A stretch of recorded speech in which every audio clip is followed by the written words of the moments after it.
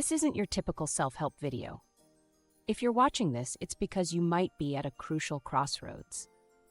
This message is for those of you who've tried everything, or so you think, and still find yourself treading water, gasping for air, wondering why you can't move forward. It's for those of you with the courage to face some hard truths and the strength to act on them. You can be as angry and as disappointed with me as you want. That is yet another layer of lead in your self-imposed victimhood. I'm not trying to deny your efforts or your pain, but you've arrived at a point where nothing but this type of approach might get you out of your rut. If you're feeling defensive or hurt, good. It means we're finally getting somewhere. This isn't about making you feel bad. It's about shaking you awake. Because here's the truth. You're not in pain because life's unfair. It's not because you're uniquely cursed. It's because you're lying to yourself. Yes, you. The person who's tried everything. The one who's put in so much effort. The eternal victim of circumstances. It's time to wake up. You're not just stuck. You're standing at the precipice of monumental change. But to take that leap, you need to hear some things that might make you want to turn this video off. I urge you, resist that impulse. Stay with me. Because on the other side of this discomfort lies the version of yourself you've always known you could be. Let's dive in, and remember, this hurts because it matters. Your potential is too great to let it be smothered by the stories you've been telling yourself. It's time to rewrite your narrative. So, you think you're putting in effort? Let's talk about real effort. Not the wishful thinking you've been parading around as work. Not the hours you've spent complaining to friends or scrolling through motivational quotes on Instagram. I'm talking about quantifiable, measurable actions that actually move the needle. How many hours, and I mean actual, focused hours, have you dedicated to improving your situation this week, this month, this year? Can you list specific actions you've taken with dates and measurable outcomes? Or does your effort evaporate under scrutiny like morning dew in the desert sun? Let's get brutally specific. How many books have you read on your area of struggle in the past month? How many new skills have you learned and applied? What percentage of the advice you've been given have you actually implemented? How many times have you stepped out of your comfort zone in ways that made you want to vomit from anxiety? You see, you're not stuck because the world is against you. You're stuck because you're addicted to your own misery. Your problems have become your identity. You wear your struggles like a badge of honor, using them to elicit sympathy or pity and absolve yourself of responsibility. But that identity is nothing but a prison of your own making. Every time you say, "Yes, but," you're building another brick in the wall that separates you from your potential. Every time you compare your struggles to others' successes, you're digging yourself deeper into a pit of self-pity. Every time you dismiss advice because people just don't understand, you're slamming the door on your own growth. Let's talk about that comparison trap for a moment. You scroll through social media, seeing everyone's highlight reels and think they have it so easy. BS. Everyone's fighting their own battles. The difference? Successful, happy people aren't using those battles as excuses. They're using them as fuel. And that understanding you're waiting for? It's a myth. You're waiting for someone to fully grasp every nuance of your situation before you'll accept their input. Newsflash, that's never going to happen. No one will ever understand your situation as well as you do. But guess what? That's not a prerequisite for giving valid advice. Sometimes an outside perspective is exactly what you need to break free from your mental ruts. Now, let's address this victim mentality head-on. You've been telling yourself a story where you're the helpless protagonist buffeted by the winds of fate, never catching a break. It's a compelling narrative. It's also complete and utter horseshoot. You're not the victim in this story, you're the author. And it's high time you started writing a different ending. But let's be clear, this isn't just tough love. This is a wake-up call. Because the truth is, you have more power than you've ever allowed yourself to believe. You're not a passive victim of circumstances, you're the author of your life story. And right now, you're writing a tragedy when you could be penning an epic.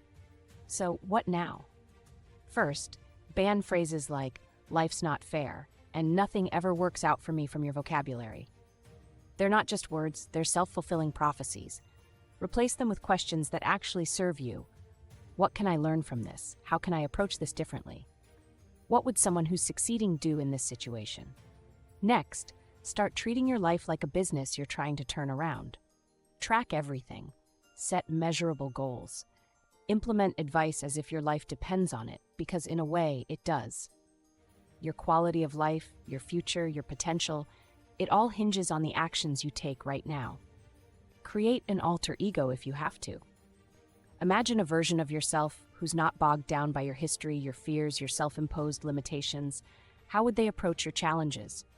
Channel that energy. Be that person, even if you have to fake it at first. Understand this. Change isn't comfortable. It's not supposed to be. If you're not feeling uncomfortable, you're not growing. Embrace the discomfort. Seek it out. Let it be the fuel that propels you forward. Here's a hard truth. Your comfort zone is a lie. It's not comfortable. It's stagnant. It's a slow death of unrealized potential. Every time you choose comfort over growth, you're choosing to remain stuck. So, I want you to start doing one thing every day that scares you. Apply for that job that will take you one step further. Speak up in that meeting. Ask that person out. Feel the fear and do it anyway. Now let's talk about failure. You're afraid of it, aren't you? Well, here's the secret. Successful people aren't less afraid of failure. They just understand that failure is part of the process. They fail fast, fail often, and learn from each failure.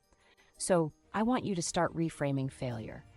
It's not a stop sign, it's a detour. It's not the end, it's feedback. Embrace it, learn from it, grow from it. Remember, life responds to your mindset.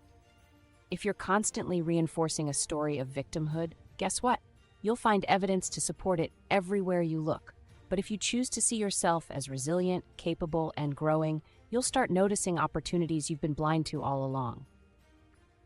This journey isn't about perfection. It's about progress. Every small shift in perspective, every moment of brutal self-honesty, every uncomfortable action you take, it all adds up. You're either growing or you're dying. There's no in between. So here's your challenge. For the next week, live as if your excuses don't exist. Because guess what? They don't. They're just stories you've been telling yourself. Take radical responsibility for every aspect of your life. Act as if your success is inevitable and failure is not an option. I want you to start each day by asking yourself, if I knew I couldn't fail, what would I do today?